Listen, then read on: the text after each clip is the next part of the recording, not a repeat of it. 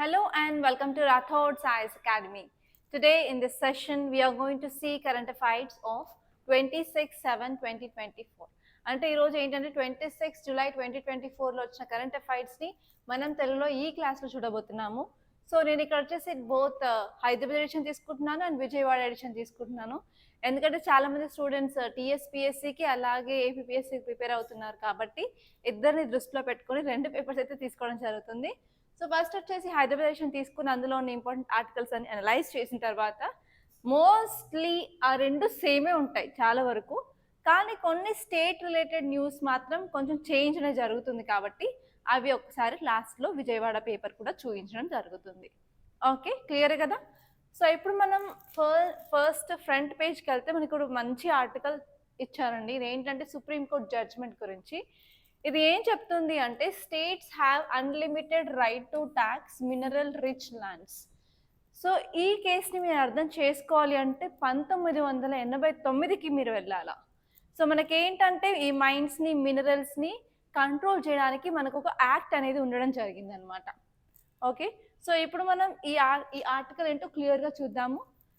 So ఈ article ఏం చెప్తుంది అంటే సుప్రీంకోర్టు జడ్జ్మెంట్ దేని గురించి అంటే taxing powers on minerals.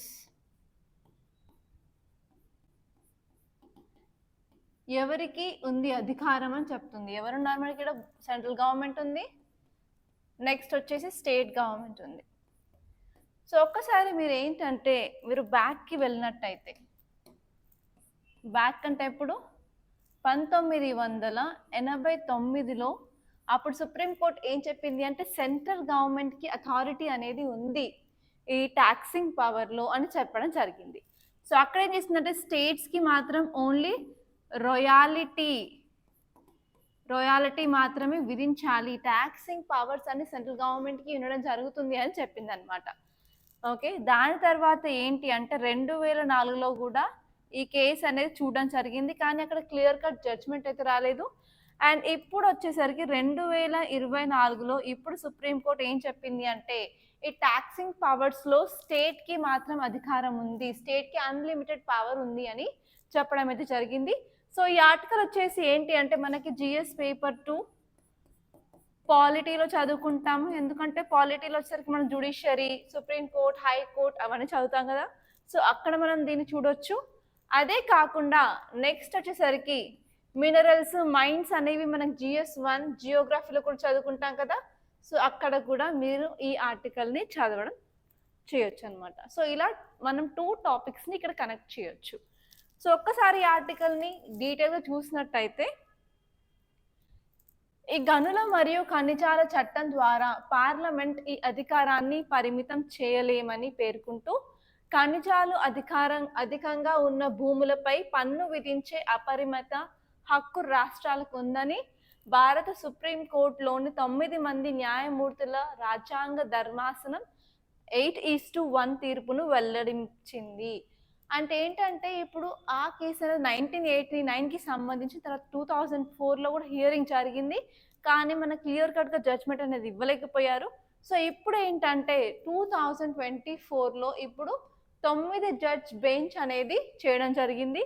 And ఈ బెంచ్లో 8:1 అనే జడ్జ్మెంట్ వచ్చింది. 8 మంది స్టేట్స్కి అధికారం ఇవ్వాలి అని చెప్పడం జరిగిందనమాట. సో ఇదండి ఈరోజు ఈ ఆర్టికల్. సో దీనివల్ల మనకి ఏం అర్థమవుతుంది అంటే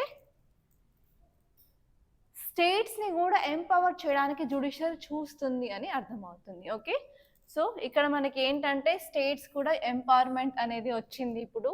ఎందుకు అంటే స్టేట్స్కి ఇప్పుడు ఫుల్ కంట్రోల్ అనేది వచ్చింది ఈ ట్యాక్సింగ్ కోసం. అండ్ దానివల్ల మన ఫెడరల్ స్ట్రక్చర్ ఏదైతే ఉందో division of powers between centre and state అనేది మనం మెయింటైన్ చేయడానికి ఇప్పుడు మనకి మంచిగా అధికారం అయితే ఉంది. సో నెక్స్ట్ వచ్చేసి వాళ్ళు ఈవెన్ వెల్ఫేర్ మీద కూడా ఇంపాక్ట్ అని చూపించడం జరుగుతుంది. సో ఎప్పుడైనా సరే స్టేట్కి మనం టాక్సేషన్ రైట్స్ ఇస్తే ఏమవుతుంది, వాళ్ళ యొక్క ఫినాన్సెస్ని మెయింటైన్ చేయొచ్చు. సో స్టేట్స్కి ఒకసారి ఫినాన్స్ వచ్చాయనుకోండి ఏమవుతుంది, వాళ్ళు వాళ్ళ వెల్ఫేర్ స్కీమ్స్ని ఈజీగా ఇంప్లిమెంట్ చేయడానికి అధికారం ఉంటుందన్నమాట. అండ్ సోషల్ వెల్ఫేర్ మీద కూడా వాళ్ళు ఫోకస్ చేయడానికి ఉంటుంది స్టేట్స్కి. అండ్ దానివల్ల ఏమవుతుంది అంటే ఎకనామిక్ గ్రోత్ అనేది జరుగుతుంది. సో ఈ స్టేట్స్కి ఏంటంటే ఆ ట్యాక్స్ అనేది ఒక రెవెన్యూ లాగా ఉంటుంది. దానివల్ల వాళ్ళు ఆ స్టేట్ వాళ్ళు ఏదైనా ఇన్ఫ్రాస్ట్రక్చర్ డెవలప్మెంట్ కానీ పబ్లిక్ సర్వీసెస్ కానీ చేయడం వల్ల వాళ్ళకి ఫర్దర్గా ఎకనామిక్ గ్రోత్ అనేది ఉంటుంది. అండ్ నెక్స్ట్ వచ్చేసి ప్రాపర్గా బ్యాలెన్స్ ఆఫ్ పవర్ అనేది మనం మెయింటైన్ చేయొచ్చు స్టేట్కి అండ్ సెంట్రల్కి మధ్య, ఎందుకంటే ఈ రిసోర్స్ మేనేజ్మెంట్ కూడా చాలా ఇంపార్టెంట్ కాబట్టి.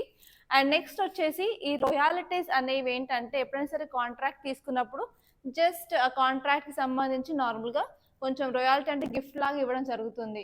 సో ఎంతమంది అవే ఉండేదన్నమాట స్టేట్కి పవర్స్, ట్యాక్స్ అనేది ఇంప్లిమెంట్ చేసి పవర్ లేదు. దానివల్ల ఇప్పుడు ఏంటంటే జడ్జ్మెంట్ వల్ల ఈ రాయల్టీ అంటే ఏంటి, ట్యాక్స్కి డిఫరెన్స్ ఏంటో మనకి క్లియర్ కట్గా అర్థం అవుతుంది అనమాట. సో ఇవన్నీ మీరు చూసుకోవాల్సింది. సో ఇప్పుడు మీరు బ్యాక్ వెళ్ళి ఈ కేసు ఏంటో చూసుకున్నట్టయితే 1989లో అప్పుడు 7 జడ్జ్ బెంచ్ అనేది అంటే ఏడుగురు జడ్జెస్ అనేది ఈ జడ్జ్మెంట్ ఇవ్వడం జరిగింది 1989లో. అక్కడ ఏంటంటే మనకి ఏ యాక్ట్ ఉంది అంటే mines and minerals development and regulation act of 1957 అయితే ఉంది. సో అందులో ఏంటంటే ఈ ట్యాక్సింగ్ పవర్స్ అన్ని యూనియన్ లిస్ట్ కింద వస్తాయి, అందుకని సెంట్రల్ గవర్నమెంట్ అట్మోస్ట్ పవర్ ఉందని చెప్పడం అయితే జరిగింది. అప్పుడు ఏం చేసింది అంటే సుప్రీం కోర్ట్ స్టేట్స్కి ఓన్లీ రాయల్టీస్ మాత్రమే కలెక్ట్ చేయాలి, సో మీకు అడిషనల్గా ఏ ట్యాక్స్ కలెక్ట్ చేయడానికి పర్మిషన్ లేదు అని తేల్చి చెప్పేసింది అనమాట. దాని తర్వాత 2004లో 5 జడ్జ్ బెంచెస్ అనేది చేయడం జరిగింది. సో అక్కడ ఏంటంటే వాళ్ళు క్లియర్గా చెప్పాలి రాయల్టీస్ అంటే ట్యాక్స్ కింద రావు, రాయల్టీస్ వేరే ఉంటాయి ట్యాక్స్ వేరే ఉంటాయని చెప్పారు. కానీ ఇది మనం ఎందుకు పరిగణలోకి తీసుకోము అంటే 1989లో మనకు ఆల్రెడీ 7 జడ్జ్ బెంచ్ ఉంది, కానీ 2004లో 5 జడ్జ్ బెంచ్ ఉంది. సో అందుకని ఏంటంటే ఇది తగ్గింది కాబట్టి మనం దాన్ని అంతా కన్సిడర్ చేసుకోలేము. సో మళ్ళీ ఇది ఏమైంది అంటే 9 జడ్జ్మెంట్స్కి ట్రాన్స్ఫర్ చేయడం జరిగింది. ఇప్పుడు మనకి జడ్జ్మెంట్ అయితే వచ్చిందనమాట. సో ఇప్పుడు మీరు కొన్ని ఫ్యాక్ట్స్ ఈ యాక్ట్ ఏంటో చూసుకున్నట్టయితే mines and minerals development and regulation act of 1957 ఇది ఒక కాంప్రహెన్సివ్ లా అనమాట.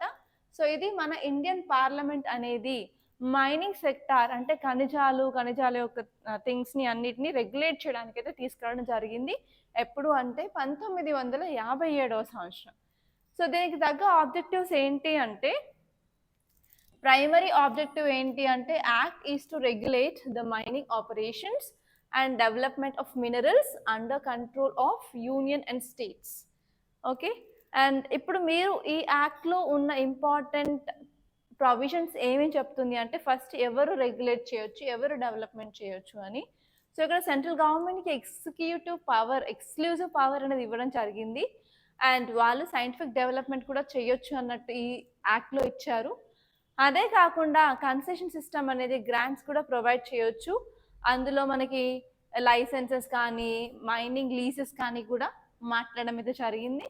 So next state government role వచ్చేసి ఏంటి అంటే జస్ట్ రాయల్టీస్కే పరిమితం అని చెప్పారు ఇంతకుముందు. అండ్ నెక్స్ట్ వచ్చేసి పెనాల్టీస్ అండ్ అఫెన్సెస్ కూడా ఇక్కడ ఇవ్వడం జరిగింది. ఎవరైతే యాక్ట్ని సరిగా ఫాలో అవ్వకుండా ఉల్లంఘిస్తే అంటే వయలేషన్ చేస్తే వాళ్ళకి ఫైన్ అనేది ఇంప్రిజన్మెంట్ కూడా ఉండడం జరుగుతుంది. సో దీనికి ఎప్పుడు మనకి అమెండ్మెంట్స్ వస్తూనే ఉంటాయి. రీసెంట్గా 2023లో కూడా అమెండ్మెంట్స్ అనేది ఈ యాక్ట్కి తీసుకురావడం జరిగింది. ఒక్కసారి ఆ అమెండ్మెంట్స్ ఏంటి, చేంజెస్ ఏంటో ఒకసారి మీరు చూడండి. అండ్ నెక్స్ట్ వచ్చేసరికి దీని కింద మనకి ఏంటి డిస్ట్రిక్ట్ మినరల్ ఫౌండేషన్ కూడా ఎస్టాబ్లిష్ చేయడం అయితే జరిగింది. సో ఇది ఏం చేస్తుంది అంటే వర్కర్స్ యొక్క వెల్ఫేర్ని మాత్రం ఫోకస్ చేయడం జరుగుతుంది. సో ఇక్కడ నేను ఒక క్వశ్చన్ ఇచ్చాను, కనిపిస్తుంది కదా మీకు. గనుల మరియు ఖనిజాల అభివృద్ధి మరియు నియంత్రణ చట్టం 1957కి సంబంధించి కింది ప్రకటనలను పరిగణించండి అని మీకు ఇక్కడ 3 స్టేట్మెంట్స్ ఇచ్చాను. అందులో ఏది సరైందో కంపల్సరీ కామెంట్ బాక్స్లో చెప్పండి. సో నేను ఎప్పుడైనా సరే క్వశ్చన్ అడిగినప్పుడు కంపల్సరీ మీరు ఆన్సర్ చేయడానికి ట్రై చేస్తే నేను హ్యాపీగా ఉంటాను, అండ్ మీకు కూడా కరెక్ట్గా చేస్తున్నారా లేదా మీ థింకింగ్ ప్రాసెస్ అనేది కూడా ఇంప్రూవ్ అవ్వడం జరుగుతుంది. సో మీ అందరికీ తెలుసు రాథోడ్ సైన్స్ అకాడమీ ఎన్ని రోజులు ఓన్లీ ఇంగ్లీష్లోనే చెప్పింది, అండ్ ఈవెన్ మేము అశోక్ నగర్లో ఆఫ్లైన్ స్టార్ట్ చేసినా కూడా చాలా మందికి ఇది నార్త్ సైడ్ వాళ్ళ ఇన్స్టిట్యూట్, మన తెలంగాణ వాళ్ళది కాదు, మేడం దగ్గరికి వెళ్తే ఓన్లీ ఇంగ్లీషే మాట్లాడుతుందనే భయంతో కూడా చాలా మంది రావట్లేదు. సో అలా ఏం లేదు, జస్ట్ ఐఎమ్ పక్కా తెలంగాణ అనమాట. సో ఈవెన్ నా స్లాంగ్ మొత్తం వచ్చేసి తెలంగాణ భాష అలా అదావిధిగా వచ్చేస్తూ ఉంటుంది. ఓకే, సో ఏంటంటే నేను చెప్పేది ఒక్కటే విషయం. సో ఇప్పుడు ఈవినింగ్ చాలా మంది రాథోడ్ సైన్స్ అకాడమీకి వేరే ఇన్స్టిట్యూట్ నుంచి కూడా ఆన్సర్ రైటింగ్ ప్రాక్టీస్కి వస్తున్నారు. సో నేను గమనించింది ఏంటి అంటే ఈవెన్ ఫౌండేషన్ కోర్స్ అయిపోయిన తర్వాత కూడా వాళ్ళకి ఆన్సర్స్ రాయడం ఏంటో తెలీదు. ప్రిలిమ్స్ క్వెషన్స్ ఎలా ఉంటాయో తెలీదు. ఎలా ఆన్సర్ చేయాలో కూడా తెలియట్లేదు. అలాంటి స్థితి ఏంటి? సో మీరు ఒకసారి చూసుకున్నట్టయితే ఏపీలో, తెలంగాణలో ఎంతమంది అప్లై చేస్తున్నారు? కానీ ఎంతమంది క్లియర్ చేస్తున్నారు కంపేర్ టు అదర్ స్టేట్స్? తక్కువ కదా! సో ఏంటి మన దగ్గర ప్రాబ్లమ్ అంటే ఫౌండేషన్ కోర్స్ క్లాసెస్ జరుగుతున్నప్పుడే ప్రాక్టీస్ అనేది ఉండట్లేదు. అసలు ఎగ్జామ్‌కి ఫోకసింగ్‌గా మనకి కరెంట్ అఫైర్స్ లేదు. ఈవెన్ మీరు చూసుకున్నట్టయితే హైదరాబాద్‌లో ఏ ఇన్‌స్టిట్యూట్ కూడా కరెంట్ అఫైర్స్ ప్రొవైడ్ చేయట్లేదు అనాలిసిస్. దానివల్ల ఏంటంటే మనకి ఎగ్జాక్ట్‌లీ ఏది కావాలో అది తెలియట్లేదు స్టూడెంట్స్‌కి. అందుకనే మన దగ్గర సక్సెస్ రేట్ అనేది చాలా తక్కువగా ఉంది. సో మీరు మాత్రం అలా చేయకండి. Compulsory news analysis daily follow అవుతుంటే మీకు కొత్త కొత్త థాట్స్ అన్నీ వస్తాయి. ఓకే, ఇలా కూడా ఆలోచించొచ్చా అని క్రియేట్ చేయొచ్చు. సో నేను ఇప్పుడు మీకు చిన్న ఆర్టికల్ చూపిస్తాను. నేను ఎగ్జాంపుల్ నేను ఏం చెప్తున్నాను మీకు క్లియర్ కట్‌గా అర్థం అవ్వడానికి. ఓకే. సో ఒక చిన్న ఆర్టికల్ అండి. అది మేబీ ఇందులో లేదనుకుంటాను. ఢిల్లీ ఎడిషన్‌లో చూశాను. ఒక ఆర్టికల్ మీకు చూపిస్తాను. సో ఆ ఆర్టికల్ ఇంతే ఉంటుంది. చాలా చిన్నది. జస్ట్ 1 మినిట్ పట్టదు చదవడానికి. కానీ దాని నుంచి మీరు ఏం నేర్చుకోవాలి? సో యూపీఎస్సీ ఏం అడుగుతుంది అంటే జస్ట్ ఈ హెడ్‌లైన్స్ కాదు. అసలు హెడ్‌లైన్స్ కాదు. సో ఏంటి మీరు ఎలా నోట్ చేసుకోవాలో ఇప్పుడు నేను ఈ ఆర్టికల్ మీకు వివరిస్తూ చెప్తాను. సో కొంచెం అర్థం చేసుకోవడానికి ట్రై చేయండి. ఈవెన్ అర్థం కాలేదు అంటే మళ్ళీ ఒకసారి వినండి. బ్యాక్ వచ్చి మళ్ళీ ఒకసారి విని నోట్ చేయడానికి ఈ విధంగా ట్రై చేయండి. సో మీకు ఇక్కడ చూస్తే ఏంటి NHRC notice to chief secretary police chief. ఇక్కడ జస్ట్ ఒక 6-7 లైన్స్ ఇచ్చారు. ఏమి ఇచ్చారు? ఎన్హెచ్ఆర్సీ థర్స్డే రోజు చీఫ్ సెక్రటరీకి అలాగే పోలీస్ కమిషనర్కి ఫైల్ అనేది ఇవ్వడం జరిగింది. ఎందుకంటే యూపీఎస్సీ ఆస్పిరెంట్ ఒకతను ఆ బాధాకరమైన విషయం ఏంటి అంటే ప్రిలిమ్స్ క్లియర్ చేశాడు అతను. మెయిన్స్కి సీరియస్గా ప్రిపేర్ అవుతున్నాడు. కానీ అతనికి వాళ్ళ గేట్ దగ్గరే ఎలక్ట్రిక్ షాక్ కొట్టేసి చనిపోయాడు అనమాట. సో ఆ ఫ్యామిలీకి ఎంత బాధగా ఉంటుంది. అండ్ ఆ పర్సన్కి ఒక ప్రిలిమ్స్ క్లియర్ చేయడం అంటే ఒక మైల్ స్టోన్. అది క్లియర్ చేసిన తర్వాత ఇలా అనుకోకుండా ప్రాణాలు పోవడం అనేది చాలా బాధాకర విషయం కదా. సో ఇంతే అనమాట ఇందులో ఇచ్చింది. మీకు అర్థమైంది కదా. మీరు ఇప్పుడు దాని గురించి మీరు ఏం అర్థం చేసుకోవాలి? ఒక 2 నిమిషాలు ఆలోచించి దీని గురించి నువ్వేమి తీసుకోవాలి, ఎగ్జామ్ నీకు క్వశ్చన్ ఎలా అడుగుతుంది ఒకసారి ఆలోచించండి. ఆలోచిస్తే మీకు కొంచెం క్లియర్ కట్గా అర్థమవుతుంది. అండ్ నేను ఇప్పుడు ఏం చెప్పబోతున్నానో కూడా మీకు క్లియర్గా అర్థమవుతుంది.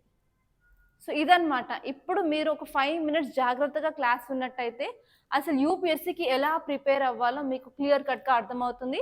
అదే కాకుండా మీరు నోట్స్ ఎలా చేసుకోవాలో కూడా క్లియర్ కట్గా చూపిస్తాను. అండ్ నా నోట్స్ యొక్క ఇంపార్టెన్స్ ఏంటో కూడా మీకు ఇప్పుడు క్లియర్గా తెలుస్తుంది. సో ఇందులో ఏం లేదు ఈ ఆర్టికల్లో కదా.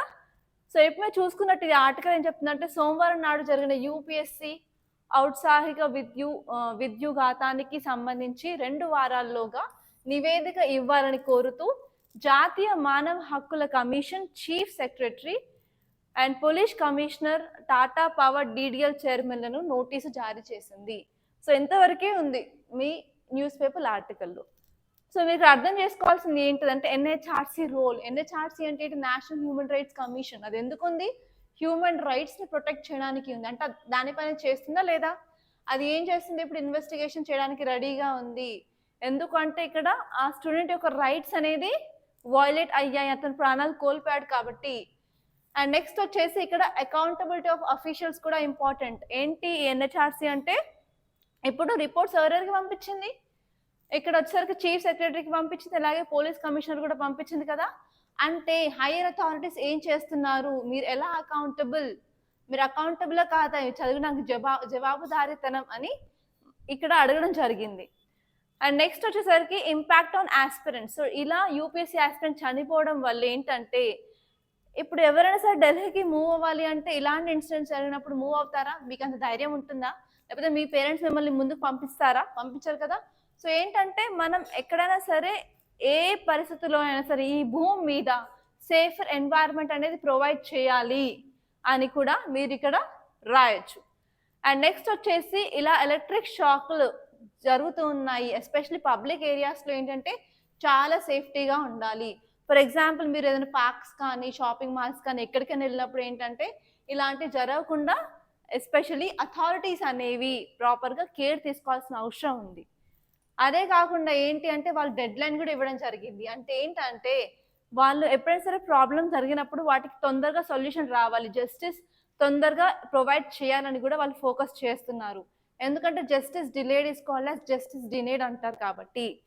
అండ్ నెక్స్ట్ వచ్చేసి ఈవెన్ టాటా పవర్ డీడీఎల్ యొక్క రెస్పాన్సిబిలిటీ ఏంటి, వాళ్ళు ఎలక్ట్రిసిటీ ప్రొవైడ్ చేసినప్పుడు వాళ్ళు ఎలక్ట్రిసిటీ సేఫ్టీని ఎలా ఎన్షూర్ చేస్తున్నారు. ఓకే, అది కూడా ఇక్కడ ఇంకో కాన్సెప్ట్ ఏంటంటే కార్పొరేట్ రెస్పాన్సిబిలిటీ అని కూడా ఉంటుంది. అంటే ఆ యొక్క కార్పొరేట్స్ యొక్క రెస్పాన్సిబుల్ ఏంటి, వాళ్ళ యొక్క రెస్పాన్సిబిలిటీ ఏంటి.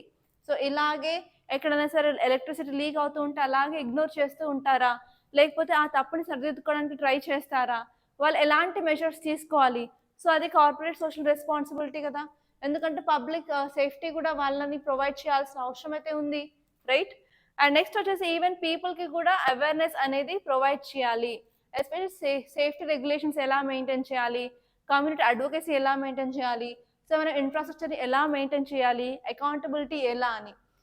సో ఒక్కసారి మీరు ఆర్టికల్ చూసుకున్నట్టు అందులో ఏం లేదు, కానీ ఇన్ని పాయింట్స్ అనేది మీరు థింక్ చేయడానికి అవకాశం ఉంది. సో అందుకని మీరు చాలా మంది తప్పు చేస్తున్నారు, కరెంట్ అఫైర్స్ ఎలా చదవాలో ఆ విధంగా చదవకపోవడం వల్లే చాలా మంది క్లియర్ చేయలేకపోతున్నారు. సో నేను ఇక్కడ ఇంకొకటి చూపిస్తాను, మీకు ఒక క్వశ్చన్ చూపిస్తాను, దాన్ని బట్టి మీకు అర్థమవుతుంది.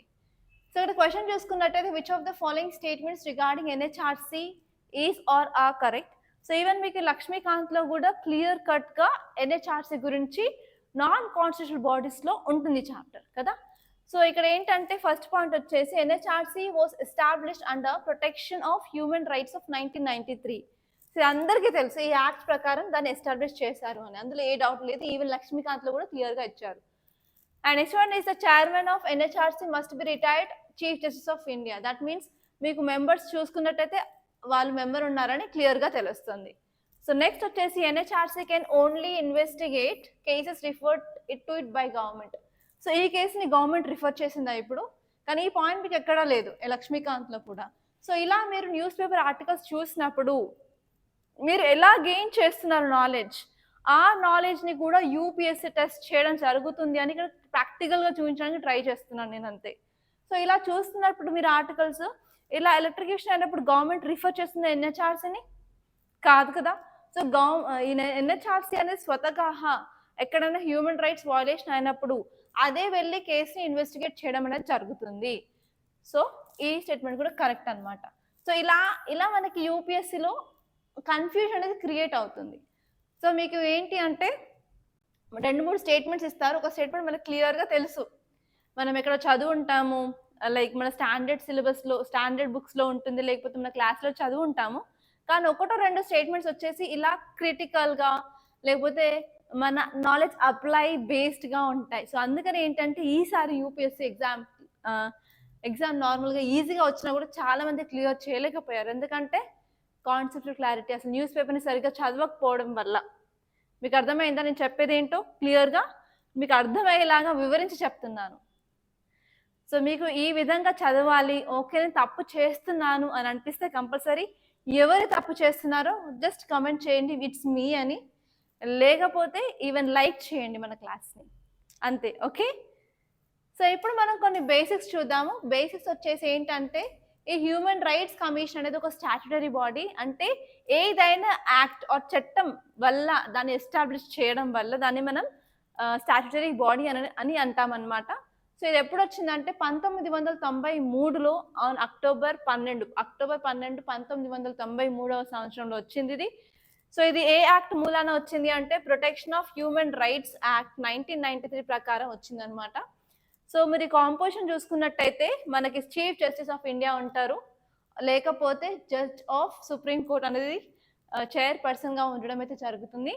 సో నెక్స్ట్ వేరే మెంబర్స్ వచ్చేసరికి ఒక మెంబర్ ఏమో సుప్రీం కోర్ట్ జడ్జ్, ఇంకో మెంబర్ ఏమో chief justice of high court, and 2 other members appointed as persons who are having special knowledge అనమాట, ఎస్పెషలీ ప్రాక్టికల్ నాలెడ్జ్ ఉన్న వాళ్ళు ఉంటారు. అదే కాకుండా ఇంకా వేరే ఎక్స్ అఫీషియల్ మెంబర్స్ కూడా ఉండడం అయితే జరుగుతుంది అనమాట. ఈ ఎక్స్ అఫీషియల్ మెంబర్స్ ఎవరంటే chairpersons of national commission for minorities ఒకరు, అండ్ నెక్స్ట్ వచ్చేసి national commission for scheduled caste ఒకరు, and national commission for scheduled tribes ఒకరు, అండ్ నెక్స్ట్ వన్ వచ్చేసి national commission for women. Okay, so వీళ్ళందరూ members అనమాట. So ఇప్పుడు ఇంకొక మెయిన్స్ క్వశ్చన్ చూసుకున్నట్టయితే ఓకే, ఇక్కడ మెయిన్స్ క్వశ్చన్ ఇవ్వలేదు. సో మనం మళ్ళీ మన హైదరాబాద్ పేజ్లోకి వెళ్దాము. సో ఇక్కడ కొన్ని ఆర్టికల్స్ ఉన్నాయి. సో ఏంటి ఈ ఆర్టికల్స్ అంటే, మనకి బడ్జెట్ అయితే పెట్టడం జరిగింది కదా నిన్న తెలంగాణలో. సో అందుకని ఏంటంటే మొత్తం ఆర్టికల్స్ అన్ని తెలంగాణ బడ్జెట్ మీద అయితే ఉంది. సో తెలంగాణ బడ్జెట్ మీద కూడా టైం ఒకవేళ పర్మిట్ చేస్తే సపరేట్ వీడియో కూడా చేద్దాము అనే ప్లాన్లో ఉన్నాము. సో మీలో ఎంతమంది ఈ సపరేట్ బడ్జెట్ వీడియోకి సమ్మతిస్తారో కొంచెం కింద కమెంట్ బాక్స్లో చెప్పినట్టయితే దాన్ని బేస్ చేసుకొని నేను క్లాస్ అయితే కండక్ట్ చేయడానికి ట్రై చేస్తాను. సో ఈవెన్ మన ఎకనామీ రమేష్ సార్తో కూడా మాట్లాడతాను. సో ఈ రోజు మీరు ఇచ్చే కామెంట్స్ బట్టి.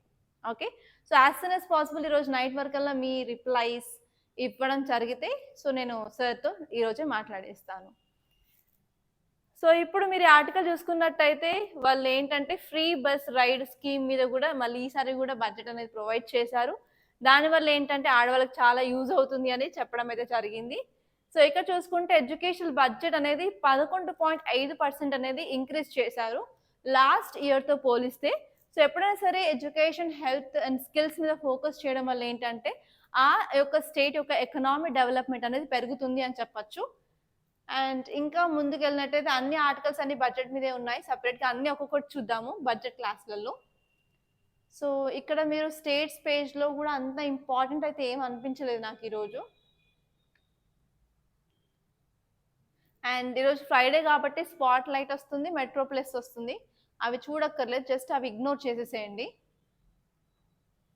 అండ్ ఇక్కడ ఎడిటోరియల్ పేజ్ చూసుకున్నట్టయితే ఒక ఆర్టికల్ ఉంది, చాలా ఇంపార్టెంట్. ఈ ఆర్టికల్ ఏంటి అంటే the geo calculus of Moscow visit. So ఇది కొత్త ఆర్టికల్ ఏం కాదండి, ఆల్రెడీ ఇంతకుముందు మన క్లాసులలో మనం డిస్కస్ చేసిన టాపికే. ఇది ఏంటి అంటే ఇండియా రష్యా రిలేషన్స్ మధ్యలో ఏం జరుగుతుంది ఇప్పుడు, ఇండియా రష్యా రిలేషన్స్. సో ఏం జరిగిందండి ఇన్ని రోజులు మనం ఏం చెప్పుకున్నాము, మన ప్రైమ్ మినిస్టర్ ఈ థర్డ్ టైం విన్ అయిన తర్వాత ఫస్ట్ విజిట్ అనేది రష్యాకి చేయడం జరిగింది అని చెప్పుకున్నాం కదా. సో మన యొక్క ప్రైమ్ మినిస్టర్ రష్యా విజిట్ని ఇక్కడ ఎవరున్నారు, Europeans or European countries or western countries అవనివ్వండి, అలాగే యుఎస్ కూడా దీన్ని ఒప్పుకోవట్లేదు అనమాట, మన ఇండియా విజిట్ టు రష్యాని. ఓకే, సో ఇదన్నమాట ఇప్పుడు జరిగే కాంట్రవర్సీ. అండ్ వాళ్ళు ఇచ్చిన స్టేట్మెంట్స్ని కూడా ఇండియా ఖండించడం అయితే జరిగిందనమాట. సో ఇక్కడ ఈ ఆర్టికల్ ఏం చెప్తుంది అంటే ఈ విజిట్ వల్ల మనం అర్థం చేసుకోవాల్సిన ఇంపార్టెంట్ థింగ్స్ ఏంటి అని చెప్పడమే జరిగింది.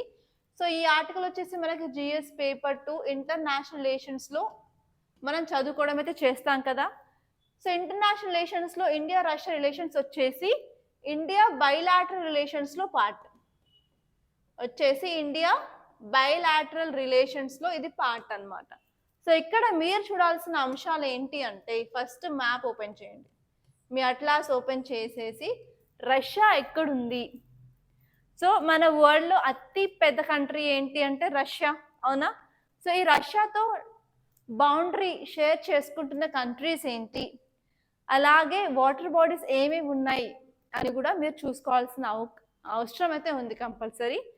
అండ్ నెక్స్ట్ వచ్చేసరికి ఏరియాస్ ఆఫ్ కోఆపరేషన్ అని అంటాము, అంటే ఏ ఏరియాస్ దగ్గర ఈ ఇండియాకి రష్యాకి సత్సంబంధాలు ఉన్నాయి అవి చూసుకోవాలి. అండ్ రీసెంట్గా అట్లీస్ట్ ఒక 1 నుంచి 2 ఇయర్స్ మధ్యలో మనకి డెవలప్మెంట్స్ ఏమేమి జరిగాయి. For example Russia Ukraine issue జరుగుతున్నప్పటికీ కూడా ఇండియా అండ్ రష్యాతో ట్రేడ్ అయితే చేశారు. సో ఈవెన్ రష్యాని స్విఫ్ట్ పేమెంట్ సిస్టమ్ నుంచి బ్యాన్ చేసినా కూడా మనం ఏంటి రూపీ రూబెల్లో మనం ట్రేడ్ చేయడం చేసాము. ఈ రూపీ రూబెల్ ట్రేడ్ కూడా చాలా ఎక్కువ జరిగింది అని చూసాము. అదే కాకుండా రష్యా నుంచి మనకి ఇండియాకి మనకి క్రూడ్ ఆయిల్ అనేది తీసుకుంటున్నాం, అది కూడా డిస్కౌంటెడ్ ప్రైస్కి, అవునా. సో అలా మనకి కొన్ని అడ్వాంటేజెస్ అయితే ఉన్నాయి ఇండియా రష్యా రిలేషన్స్ వల్ల. సో అవి ఏంటి ఎగ్జాక్ట్గా మనం చూసుకోవాలి. అదే కాకుండా ఇప్పుడు ఇండియాకి రష్యాకి మధ్యలో ఉన్న ఛాలెంజెస్ ఏంటి, ఛాలెంజెస్ కూడా ఉన్నాయి కదా, అవి ఏంటి చూసుకోవాలా. ఒక ఇంపార్టెంట్ ఛాలెంజ్ వచ్చేసి రష్యా అనేది చైనాకి దగ్గరగా మూవ్ అవ్వడం ఇండియా సహించలేకపోతుంది అనమాట. ఓకే, సో అవన్నీ మీరు చూసుకోవాలి. సో ఒక్కసారి ఈ ఆర్టికల్ని మనం క్లియర్గా చూసుకున్నట్టయితే ఇది ఏం చెప్తుంది, భారతదేశం రష్యా సంబంధాలపై నరేంద్ర మోదీ ప్రభుత్వం ఖచ్చితంగా పందెం వేసిందన్న స్పష్టమైన సందేశం ఒకటి ఉంది. అంటే నార్మల్గా ఇప్పుడు మనకి ఎలాంటి రిలేషన్స్ ఉన్నాయి, సో ఎప్పుడైనా సరే ఏ కంట్రీకైనా ఫారెన్ పాలసీ ఎలా ఉండాలి అంటే మిగతా కంట్రీస్ యొక్క ఇన్ఫ్లుయెన్స్ అయితే ఉండకూడదు అనేది క్లియర్గా ఉంది కదా, మనం ఆల్రెడీ ఎప్పుడో చదివాం. సో అదే మనం ఫాలో అవుతున్నామని చెప్పి ఆర్టికల్ అయితే చెప్పడం జరిగింది. సో ఎందుకు ఇది న్యూస్లో మరీ అంత వైరల్ ఎందుకు అవుతుంది, వేరే కంట్రీస్ ఎందుకు ఇండియాని క్రిటిసైజ్ చేస్తున్నారు అంటే, ప్రైమ్ మినిస్టర్ నరేంద్ర మోదీ రష్యాకి వెళ్ళారు. ఇది ఫస్ట్ బయోలాటరల్ ట్రిప్ అన్నమాట. ఆయన పవర్లోకి థర్డ్ టైం వచ్చిన తర్వాత అక్కడ వేరే కంట్రీస్ ఏమన్నారు అంటే, రష్యా ఉక్రెయిన్ యొక్క వార్ని గురించి కూడా ఇండియా మాట్లాడాలి, ఇండియా ఒక రోల్ తీసుకోవాలి అని చెప్పారు. కానీ ఇండియా అందులో పెద్ద పట్టించుకోలేదు. సో ఇప్పుడు ఇండియా ఏమంటుంది అంటే, మాకు ఫ్రీడమ్ ఆఫ్ చాయిస్ అనేది ఉంది, మేము ఏ కంట్రీతో ఎలా రిలేషన్షిప్లో ఉండాలి, మా ఫారిన్ పాలసీ ఏంటో మాకు ఉంది అని చెప్పడం అయితే జరిగింది. అండ్ నెక్స్ట్ వచ్చేసి మనకి India recognition of Russia's resilience కూడా మనకి ఇంపార్టెంట్. దానివల్ల ఏంటంటే ఇండియా అండ్ రష్యాకి మధ్య సత్సంబంధాలు అనేది పెరగడం అనేది జరగడం అయితే ఉంది. కానీ ఇప్పటికున్న కాంప్లెక్స్ థింగ్ రిలేషన్ ఏంటి అంటే, రష్యా అనేది చైనాకి దగ్గరగా వెళ్ళడం ఇండియాకి నచ్చట్లేదు అనమాట. సో ఇప్పుడు మీరు కొన్ని డీటెయిల్స్ చూసుకున్నట్టయితే, strategic engagement with Russia. So Modi visit ఏం చెప్తుంది అంటే, ఇండియాకి చాలా స్ట్రాంగ్ రిలేషన్షిప్ రష్యాతో మెయింటైన్ చేయాలి అని ఉంది అని మనకి ఇక్కడ అర్థం అవుతుంది. ఎందుకంటే థర్డ్ టైం నరేంద్ర మోదీ పవర్లోకి వచ్చిన తర్వాత ఫస్ట్ విజిట్ ఎవరికి చేశారు అంటే రష్యాకి. సో అందుకని మనకు అర్థమవుతుంది కదా, ఎక్కువ ప్రయారిటీ ఉంటేనే కదా మనం వెళ్ళేది ఫస్ట్, అది కూడా after coming in to power. So అదనమాట మీకు ఇక్కడ తెలుసుకోవాల్సింది. నెక్స్ట్ వచ్చేసి evolving Ukraine conflict perception. So ఇలా మన విజిట్ వల్ల ఏంటంటే ఈ ఉక్రెయిన్ రష్యా ఇష్యూ కూడా అనేది ఒక డిప్లొమాటిక్ స్టాండ్స్ లాగా అయితే మారడం జరిగింది. అదే కాకుండా ఇలా ఇండియన్ ప్రైమ్ మినిస్టర్ వేరే కంట్రీకి రష్యాకి వెళ్ళడం వల్ల ఏంటంటే ఇక్కడ యుఎస్ అండ్ ఇండియా రిలేషన్స్ కూడా కొంత ఛాలెంజ్ అయితే ఉండడం జరిగింది అనమాట. ఎందుకంటే ఇప్పుడు యుఎస్లో కూడా మనకి ఎలక్షన్స్ ఉన్నాయి, అవునా? సో ఎవరు వస్తారో మనకు తెలీదు. సో అయినప్పటికీ కూడా ఇప్పుడు ఏంటంటే యుఎస్లో ఉన్న ప్రెసెంట్ గవర్నమెంట్కి ఇండియా యొక్క స్టెప్స్ అనేవి నచ్చట్లేదు రష్యా వైపు. అండ్ నెక్స్ట్ వచ్చేసి చైనీస్ కన్సర్న్ కూడా ఉంది మనకి ఇండియాకి. ఇండియా ఏంటంటే రష్యాకి చెప్తుంది మీరు చైనా సైడ్ వెళ్ళొద్దు అని. బట్ వాళ్ళ యొక్క ఫారిన్ పాలసీ వాళ్ళది కదా, వాళ్ళు మనది ఎందుకు వినరు. అది ఒక ఛాలెంజ్ అనమాట మనకి. సో ఇలాంటిది కొన్ని ఇంపార్టెంట్ ఇష్యూస్ ఉన్నాయి. అండ్ నెక్స్ట్ వచ్చేసి ఏంటంటే ఈ విజిట్లో మనం కొన్ని మెమరాండమ్ ఆఫ్ అండర్స్టాండింగ్స్ అయితే సైన్ చేయడం జరిగింది. సో అలా మనకి ఎకనామిక్ ఇంప్లికేషన్స్ అయితే ఉన్నాయి ఈ విజిట్ వల్ల. సో మనం ఏంటంటే అరౌండ్ $5 బిలియన్ నుంచి $10 బిలియన్ వరకు కొన్ని ట్రేడ్ టైస్ అనేవి చేసుకోవడం జరిగింది. అండ్ ఇది ఫర్దర్గా ఇంకా ముందుకు వెళ్తుంది, ఇంకా ఇంక్రీజ్ అవుతుంది అన్నట్టుగా చెప్పారు ఈ ఆర్టికల్లో. ఓకే, అదనమాట. సో ఇప్పుడు మీరు వేరే ఆర్టికల్ చూసినట్టయితే ఇక్కడ Karnataka bill is a symptom of larger problem. So రీసెంట్గా కర్ణాటక అనేది ఒక బిల్ తీసుకురావడం జరిగింది. ఆ బిల్లో ఏం చెప్పింది అంటే లోకల్ పీపుల్కి 50 నుంచి 70% వరకు రిజర్వేషన్ ప్రొవైడ్ చేయాలి. అదే మేనేజ్మెంట్లో అయితే 50%, నాన్ మేనేజ్మెంట్ పోస్ట్లో అయితే 70% రిజర్వేషన్ అనేది లోకల్ వాళ్ళకి ప్రొవైడ్ చేయాలి అని చెప్పారు. సో ఆల్రెడీ మనం ఈ టాపిక్ని ఇంతకుముందు ఎప్పుడో చదివేసుకున్నాం మన కరెంట్ అఫైర్స్ క్లాసెస్లో, అవునా? సో ఇప్పుడు మనం దీన్ని చూసినట్టయితే ఈ ఆర్టికల్ కర్ణాటక బిల్కి సంబంధించింది. సో ఈ బిల్ ఏం చెప్తుందండి, 50 నుంచి 70% రిజర్వేషన్ అంటుంది. 50% రిజర్వేషన్ ఎవరికి? మేనేజ్మెంట్ జాబ్స్లో 50% రిజర్వేషన్ అంటుంది. నాన్ మేనేజ్మెంట్లో 70% రిజర్వేషన్ అంటుంది. సో ఇప్పుడు మనం ఇది ఏ సబ్జెక్ట్స్ కింద మనం కనెక్ట్ చేసుకోవచ్చు? మనకి జిఎస్ పేపర్ 2 పాలిటీ ఉంది కదా. సో పాలిటీలో రిజర్వేషన్ పాలసీ అవన్నీ చదువుకుంటాం కదా. సో అక్కడ మనకి ఫండమెంటల్ రైట్స్ పార్ట్ 3లో మనం దీన్ని కనెక్ట్ చేసుకోవచ్చు. అదే కాకుండా మనకి సొసైటీ ఉంది కదా, సొసైటీ పేపర్ 2 అండ్ పేపర్ 1 అక్కడ కూడా ఇంపాక్ట్ ఆన్ సొసైటీ మనం చదువుకునే అవకాశం ఉంది. అదే కాకుండా ఇది జిఎస్ పేపర్ 3లో ఎకానమీ కింద కూడా మనం చదువుకోవచ్చండి. సో ఇక్కడ మీరు చూడాల్సిన అంశాలు ఏంటి ఫస్ట్ అంటే, ఈ బిల్ ఏం చెప్తుంది, what are the provisions of this bill,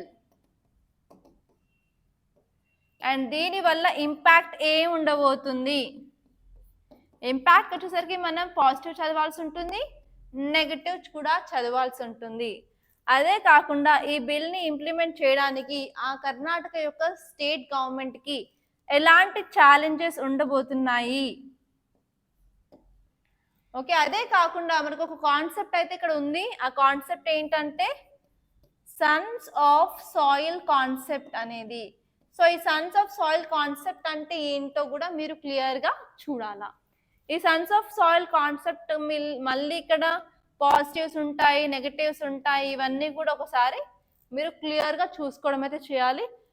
so అందుకని ఏంటంటే ఈ టాపిక్ వచ్చేసరికి మీకు పాలిటీలో ఇంపార్టెంట్, ఇక్కడ ఎకనామీలో ఇంపార్టెంట్, సొసైటీలో ఇంపార్టెంట్. Okay, clear. సో ఇప్పుడు మనం దీన్ని ఒకసారి క్లియర్గా చూద్దాం, క్లీన్గా. సో ఈ ఆర్టికల్ ఏం చెప్తుందంటే భారతదేశంలోని ఉద్యోగాల కొరత మరియు ప్రాంతీయ అసమానతల యొక్క లోతైన సమస్యలను ఎత్తి చూపుతూ కర్ణాటక రిజర్వేషన్ బిల్ గణనీయమైన వివాదానికి దారితీసింది. సో మన కంట్రీలో అన్ఎంప్లాయ్మెంట్, నిరుద్యోగత చాలా ఎక్కువ ఉందని చెప్పుకుంటున్నాం. ఇదే మాట మనం ఏమంటారు అరిగిపోయిన డబ్బాలో రాళ్ళేసి కొట్టినట్టు నేను అలా 1 వీక్ నుంచి చెప్తూనే ఉన్నాను. అవునా, అన్ఎంప్లాయ్మెంట్ ఎక్కువ ఉంది, ఎందుకు ఉంది, రీజన్స్ ఏంటి, టైప్స్ ఏంటి, దానికి చేయాల్సిన మెజర్స్ ఏంటి, అండ్ ఈవెన్ మన సెంట్రల్ గవర్నమెంట్ బడ్జెట్ ఏం చెప్తుంది. సో డబ్బాలో అరిగిపోయినట్టు ర్యాలీస్ కొడుతున్నట్టు నా వాయిస్ అదే వస్తుంది every day, employment employment employment అని. సో అన్ఎంప్లాయ్మెంట్ రేట్ ఎంత ఉందండి మన దగ్గర? 9.2% ఉంది. అండ్ అన్ఎంప్లాయ్మెంట్ ఎక్కువ అవడం వల్ల ఏంటంటే ఇప్పుడు మన తెలంగాణ చూసుకున్నట్టయితే చాలా మందికి ఉద్యోగాలు లేక ఏ ఎగ్జామ్కో ఆ ఎగ్జామ్ ప్రిపేర్ అవుదాము రాద్దాము అన్నట్టు చాలా మంది స్టూడెంట్స్ అయితే చూస్తున్నారు. అండ్ అశోక్ నగర్లో అయితే చాలా మంది పిల్లలు గ్రూప్స్కి, డిఎస్సికి అది ఇది అంటూ సిటీ లైబ్రరీలో అలా అక్కడక్కడ స్టడీ హాల్స్లో కూర్చొని సీరియస్గా చదువుతున్నారు. సో కొంతమంది అయితే నా ఎనాలిసిస్ కోసం వెయిట్ చేస్తూ ఉంటారు. సో మీరు వెయిట్ చేస్తూ ఉంటారో లేదో నాకు తెలీదు. ఓకే, సో ఏంటి అంటే ఇక్కడ అన్ఎంప్లాయ్మెంట్ ప్రాబ్లం పెద్దగా అయిపోయేసరికి అన్ఎంప్లాయ్మెంట్ ఎక్కడైతే ఉంటుందో అక్కడ ఏంటంటే నార్మల్గా రైట్స్ అనేవి, అదే కాకుండా పీస్, లా అండ్ ఆర్డర్ అవన్నిటికీ ప్రాబ్లం అనేది వచ్చేస్తుంది అనమాట. సో అందుకని ఇక్కడ గవర్నమెంట్ ఏం చేస్తుంది, అట్లీస్ట్ కర్ణాటక ఆ స్టేట్లో అన్న ఎంప్లాయ్మెంట్ ఇంక్రీజ్ చేయడానికి సో ప్రైవేట్ సెక్టార్లో మేనేజ్మెంట్ 50% కోటా అడుగుతుంది, 70% కోటా ఫర్ లోకల్ పీపుల్ అని అడుగుతుంది అనమాట. సో ఇక్కడ చూసుకున్నట్టయితే ఆ బిల్ పేరు ఏంటి అంటే Karnataka state employment of local candidates in industries, factories and other establishment bill of 2024 అనమాట. సో ఇదేం అడుగుతుంది, 50% రిజర్వేషన్ ఏమో మేనేజ్మెంట్ జాబ్లలో, 70% ఏమో నాన్ మేనేజ్మెంట్ జాబ్లలో అడుగుతుంది అనమాట. సో దానివల్ల ఏమవుతుంది అంటే రీజనలిజం అనే కాన్సెప్ట్ అనేది మళ్ళీ పెద్దగా అయ్యే ప్రమాదం అయితే ఉంది అనమాట. దానివల్ల ఏంటంటే మైగ్రేషన్కి భంగం అయితే కలుగుతుంది. సో వేరే స్టేట్ వాళ్ళు ఆ స్టేట్కి వెళ్ళాలంటే వెళ్తారా? వెళ్ళరు. వెళ్ళినా కూడా వాళ్ళకి జాబ్స్ రావు, ఎందుకంటే వాళ్ళకి రిజర్వేషన్ ఉంది అక్కడ అని. ఏమవుతుంది అంటే నేషనాలిటీకి ఒక పెద్ద ఛాలెంజ్ లాగా మారబోతుంది. అండ్ నెక్స్ట్ వచ్చేసి గ్రోత్ వర్సెస్ ఎంప్లాయ్మెంట్ చూసుకున్నట్టయితే ఇలా ర్యాపిడ్ ఎంప్లాయ్మెంట్ ఆర్ ఎకనామిక్ గ్రోత్కి ఏంటంటే జాబ్ క్రియేషన్ అనేది చేయాలి. దానివల్ల ఏంటంటే మనకి డిస్కనెక్షన్ అనేది జరగబోతుంది హై అండ్ సర్వీసెస్కి అండ్ ఎంప్లాయ్మెంట్ ఆపర్చునిటీస్కి. సో ఇది కూడా ఒక ప్రాబ్లం.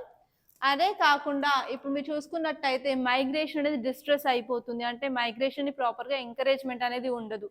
చాలా మంది వేరే స్టేట్ నుంచి కర్ణాటక వెళ్ళడానికి మాత్రం ఇంట్రెస్ట్ అనేది చూపించరు అనమాట. సో అదే కాకుండా లేబర్స్ ఎవరైతే ఇండస్ట్రీలో వర్క్ చేస్తున్నారో అన్స్కిల్ జాబ్స్ వాళ్ళకి ఏంటి అంటే వెయిట్ సపరేషన్ కానీ జాబ్ ఇన్సెక్యూరిటీ అలాంటి ప్రాబ్లమ్స్ అనేవి మొదలవుతాయి.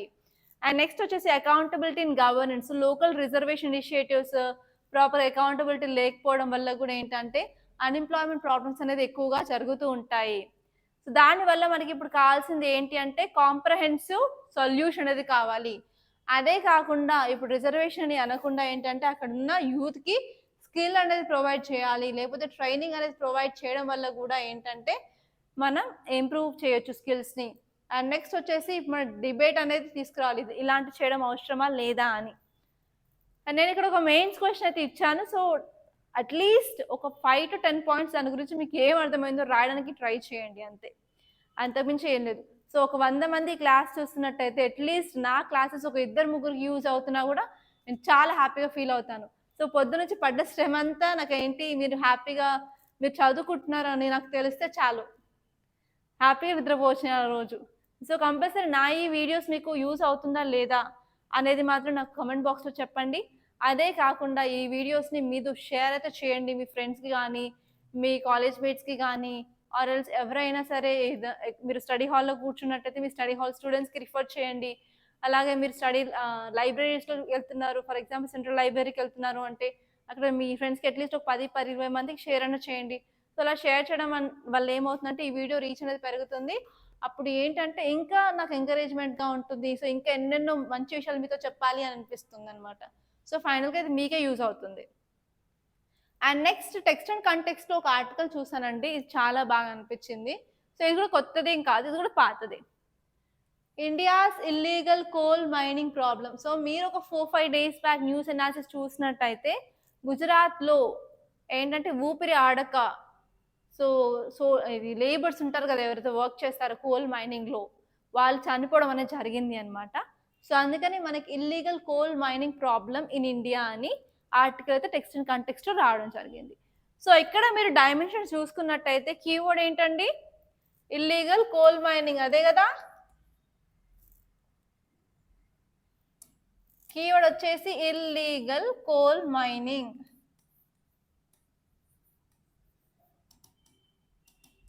ఇల్లీగల్ కోల్ మైనింగ్ అనేది చేస్తున్నారు.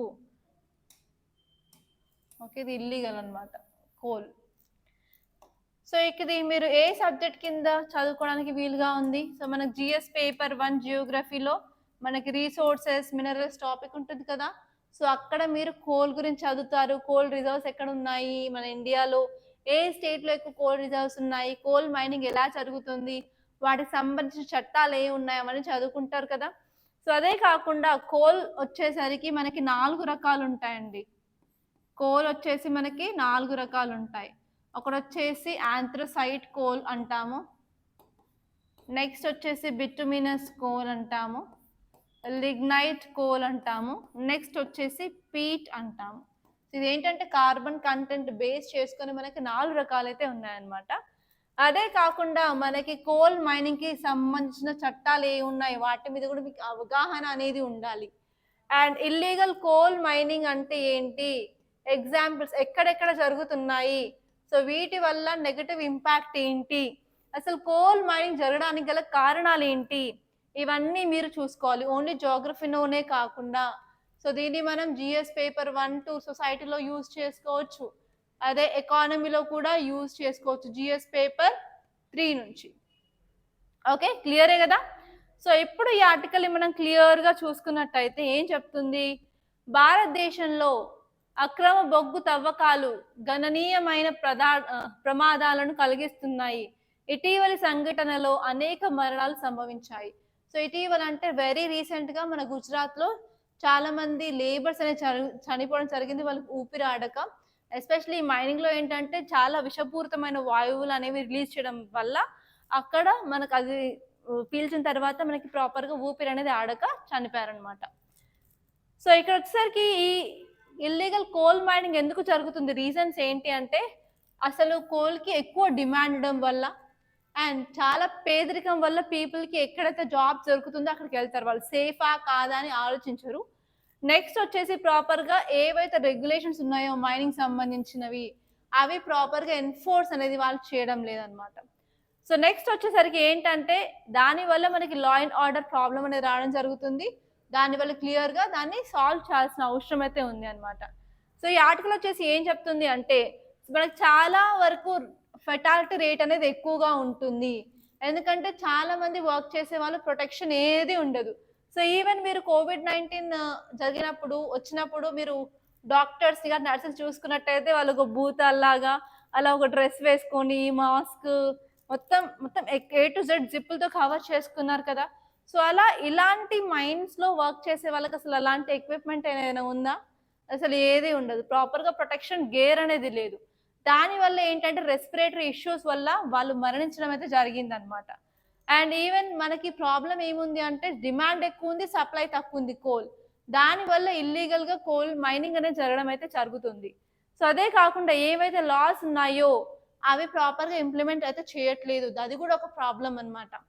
సో నెక్స్ట్ వచ్చేసి ఇలా జరుగుతుంటే పక్కన ఎవరు పట్టించుకోవట్లేదా అని డౌట్ రావచ్చు. సో నార్మల్‌గా అలా ఇల్లీగల్ మైనింగ్ చేస్తున్న వాళ్ళకి ఏంటంటే పోలీస్ ఆఫీసర్స్‌తో లేకపోతే అక్కడున్న పాలిటీషియన్స్‌తో ప్రాపర్ నెక్సస్ అనేది ఉంటుంది.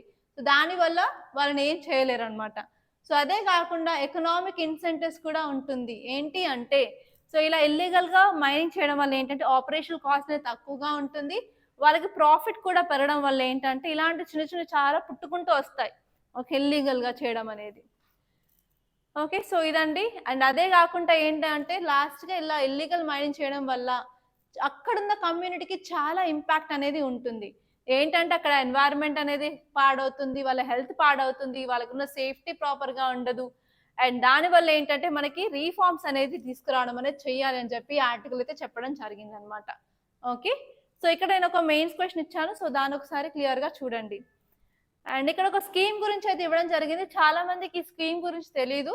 ఆల్రెడీ ఈ స్కీమ్ అనేది 2015లోనే వచ్చింది. కానీ ఈసారి ఏంటంటే నార్మల్‌గా ఈ స్కీమ్ ఏంటి మన స్కిల్ అనేది ఇంప్రూవ్ చేసుకోవడానికి ట్రైనింగ్‌కి మనకు చాలా ప్రోగ్రామ్స్ ఉంటాయండి. ఫర్ ఎగ్జాంపుల్ బీటెక్ అయిన తర్వాత వెంటనే జాబ్ రాలేదు అంటే మీకు Java or Python or dot net ఏమన్నా నేర్చుకుంటే మీకు కోడింగ్‌లో అలా దాంట్లో ప్రావీణ్యం వచ్చేసి మీకు జాబ్స్ వస్తాయి కదా! సో అలా మీరు స్కిల్‌ని నేర్చుకోవాలనుకుంటే గవర్నమెంట్ తరపు నుంచి కొంత లోన్స్ అనేది ప్రొవైడ్ చేస్తుంది. కానీ దాన్ని మళ్ళీ మీరు తిరిగి కట్టాల్సిందే. సో లోన్స్ వచ్చేసి ఇప్పుడు నార్మల్‌గా 1.5 లాక్స్ అనేది ఇస్తారు. 1,50,000 అనేది ఇచ్చేవారు. కానీ ఈసారి ఏంటంటే దాన్ని 7.5 లక్షలకి పెంచారన్నమాట. సో అందుకే ఈ స్కీమ్ అనేది ఉంది. ఒకసారి మీరు చూడండి దీన్ని. సో అట్‌లీస్ట్ మీకు గవర్నమెంట్ జాబ్ రాకపోయినా కూడా in the worst case so మీరు మీ స్కిల్‌ని ఎన్హాన్స్ చేసుకొని వేరే రూట్‌కి డైవర్ట్ అవ్వడానికి కూడా ఈ స్కీమ్ అనేది చాలా యూజ్ అవుతుంది. నైపుణ్యాభివృద్ధి మంత్రి జయంత్ చౌదరి నైపుణ్యాభివృద్ధి పునరుద్ధరించారు. ఇది ఏంటంటే ఇది మోడల్ స్కిల్ లోన్ స్కీమ్‌ను ప్రారంభించారు. సో ఇదేంటంటే హై ఎండ్ స్కిల్ కోర్స్ కోసము చాలా హై టెక్నాలజీ కోర్స్ నేర్చుకోవాలనుకున్నప్పుడు మీకు లోన్స్ అనేది 7.5 లాక్స్ వరకు ఇస్తారనమాట. సో దానివల్ల ఏమవుతుంది అంటే స్టూడెంట్స్‌కి ఎవరైనా స్కిల్ పెంచుకోవాలి, ట్రైనింగ్ తీసుకోవాలన్న వాళ్ళకి ఎస్పెషల్లీ చాలా పువర్ ఫ్యామిలీస్ నుంచి వచ్చిన వాళ్ళకి ఈ స్కీమ్ అనేది చాలా బాగా యూజ్ అవుతుంది. అండ్ నెక్స్ట్ వచ్చేసి వాళ్ళకి NBFCs non banking financial companies కూడా అండ్ స్మాల్ ఫినాన్స్ బ్యాంక్స్ కూడా వాళ్ళు వెళ్ళి ఈ లోన్స్ అనేది తీసుకోవచ్చు. అదే కాకుండా ఏంటంటే ఇప్పుడు హై ఎండ్ స్కిల్స్‌కి కూడా వాళ్ళు ఈ 1.5 లాక్స్ నుంచి 7.5 లాక్స్‌కి ఇంక్రీజ్ చేయడం జరిగింది. దానివల్ల ఏంటంటే స్కిల్ డెవలప్‌మెంట్ అనేది వేరియస్ సెక్టార్‌లో చేయొచ్చు అన్నట్టు చెప్పారు. సో ఇలా మనకి ఏంటంటే గవర్నమెంట్ స్కిల్ సెక్టార్స్‌కి కూడా లోన్స్ అనేది ప్రొవైడ్ చేస్తుంది. సో ఈ స్కీమ్ వచ్చేసి 2015లో వచ్చిందండి. సో ఇది స్కిల్ డెవలప్‌మెంట్ కోర్స్ అన్నమాట. సో ఈ కోర్స్ వచ్చేసి నేషనల్ స్కిల్ క్వాలిఫికేషన్ ఫ్రేమ్‌వర్క్ అనేది తీసుకురావడం జరిగింది. సర్టిఫికేషన్స్ కానీ, డిప్లొమా కానీ, డిగ్రీస్‌లో కానీ. అండ్ ఇక్కడ వచ్చేసి మనము ఐబీ అంటే ఇండియన్ బ్యాంక్స్ అసోసియేషన్ అదే కాకుండా ఆర్బీఐ కూడా ఇన్వాల్వ్ అయి ఉన్నారు. సో ఎవరైతే ఎలిజిబుల్ అంటే ఎవరైనా సరే ఇక్కడ ఏజ్ లిమిట్ అనేది ఏమి ఇవ్వలేదు. కానీ ఏ కోర్స్ తీసుకోవాలనుకున్నా కూడా వాళ్ళు అప్లై అయితే చేసుకోవచ్చు. అండ్ వాళ్ళు ఏంటంటే లోన్స్ 50,000 వరకు తీసుకుంటే 3 సంవత్సరాల్లో క్లియర్ చేయాల్సి ఉంటుంది. అండ్ 50,000కి పైగా అంటే 1,00,000 లోపు తీసుకున్నట్టయితే 5 సంవత్సరాలు టైం ఇస్తారు. అండ్ అబౌవ్ 1 లాక్ అయితే 7 ఇయర్స్ వరకు వాళ్ళు టైం పీరియడ్ ఇస్తారు. సో దాని తర్వాత మీరు కట్టుకునే ఛాన్సెస్ ఉన్నాయన్నమాట. సో ఇప్పుడు మీరు మన పేపర్‌లోకి వెళ్ళినట్టయితే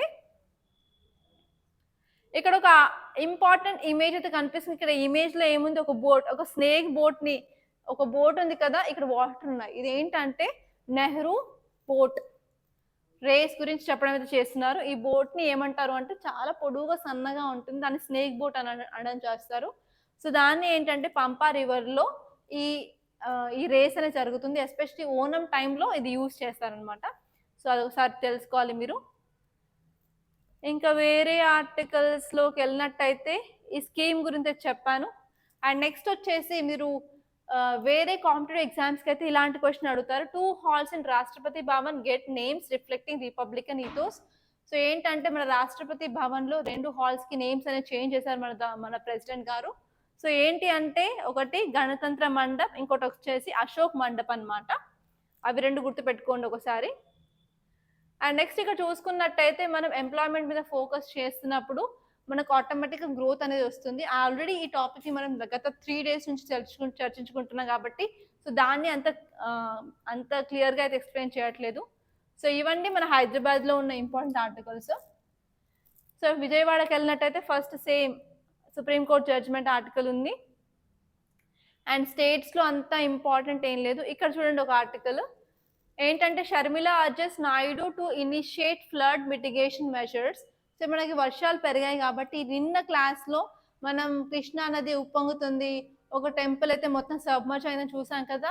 సో అలాంటి లోతట్టు ప్రాంతాల్లో కనీసం అక్కడ ఉన్న వాళ్ళ కంపెన్సేషన్ కానీ ప్రాపర్ ఫుడ్ కానీ అలాంటివి ఏమైనా ఇవ్వాలని చెప్పి షర్మిల నాయుడు సార్ని అడగడం జరిగింది. సో అదొకసారి చూసుకోవాలి మీరు, ఎలాంటి మెజర్స్ తీసుకోవాలి from disaster management point of view మీకు యూజ్ అవుతుంది ఆర్టికల్. అండ్ మిగతా చూసుకున్నట్టయితే ఇంకా ఆల్మోస్ట్ సేమ్ అదే ఎడిటోరియల్ అండి, అదే boat race. So same articles ఇంకా అంతకుమించి ఇంకేం లేవు. సో ఇవండి ఈరోజు important articles from the Hindu. So ఇంతటితో నేను ముగిస్తున్నాను. కంపల్సరీ మీరు ఈ క్లాస్ క్లోజ్ చేసేలోపు ఎక్కడో ఒకసారి జస్ట్ పాజ్ చేసి లైక్ బటన్ని హిట్ చేయండి. అలాగే మన ఈ కొత్త ఛానల్ని సబ్స్క్రైబ్ చేసుకోవడానికి మాత్రం మర్చిపోవద్దు. అండ్ ఈ వీడియోని మీకు తెలిసిన వాళ్ళందరికీ షేర్ చేయండి సో దట్ రీచ్ అనేది ఇంక్రీజ్ అవుతుంది. సో అదొక్కటే మీ దగ్గర నుంచి నేను కోరుకునేది, అంతకుమించి నాకు ఏం వద్దు. సో మీ దగ్గర నుంచి నాకు థ్యాంక్స్ కూడా ఏమొద్దు, జస్ట్ లైక్ బటన్ కొట్టండి అండ్ షేర్ చేయండి. So thank you so much guys for watching. And రేపు మళ్ళీ నేను మీతో కలుస్తాను, మళ్ళీ రేపటి అనాలిసిస్లో. Thank you so much.